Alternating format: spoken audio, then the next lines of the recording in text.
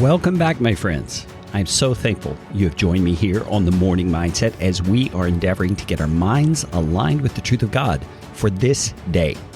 Let's keep that in mind. It's just for today. We're just trying to get ourselves aligned so we can live this day before we put our head on the pillow with Jesus as the focus and the center and the power source of our lives.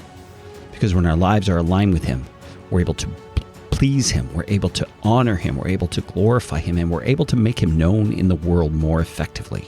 We're looking at 2 Peter chapter 3, verse number 10.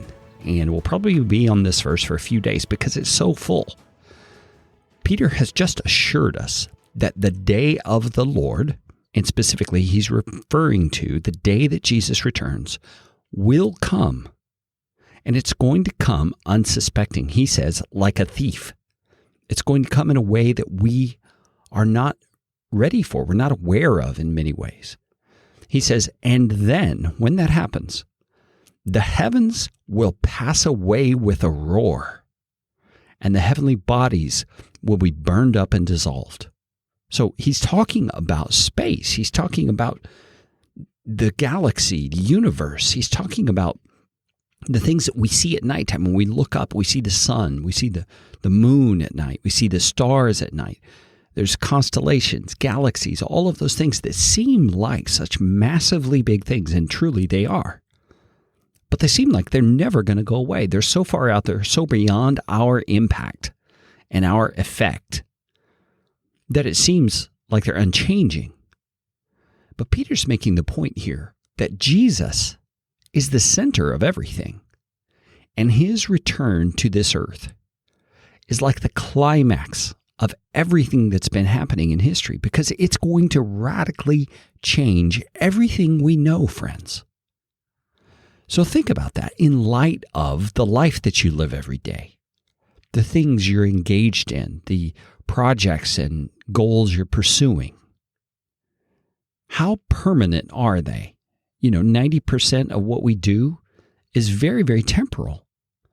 It's that 10%, the relationships, the investments we make in the lives of others, the eternal things, the things that truly will last after this life is over, that we need to put our focus on more and more as this day of the Lord approaches. Because, my friend, when all of these things pass away, the heavens, the heavenly bodies, everything being burned up and dissolved, I can't even conceive of it.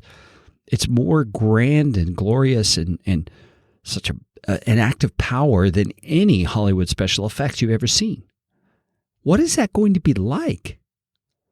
And why would it be happening? Well, it's happening because Jesus is returning to set everything right in this entire creation, including those galaxies and celestial bodies, have been tainted by the stain of sin.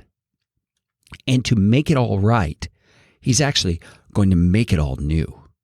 And my friends, that's what we need to know, is the day's coming when Jesus is going to make everything new. So I want to ask you, what is it you're struggling with day to day? Is it a body that doesn't work right? Is it a mind that's struggling to believe, struggling to think straight, struggling to deal with emotional trauma that has happened in your life? Maybe it's difficult relationships. Maybe it's a work situation. Maybe, my friends, all of those things are going to be made new one day. This is a promise of hope for us. This is something we're to set our sights on and to press forward, because it's much easier to be patient. I'm not saying it's easy, but it's easier to be patient when we know the end is sure. There is a light at the end of this tunnel, my friends. You and I have a promise from the King of the universe that He is coming back to dissolve everything that's gone wrong and make it new one day. I'll share that message with someone you love today. And join me again tomorrow as we dig into this further.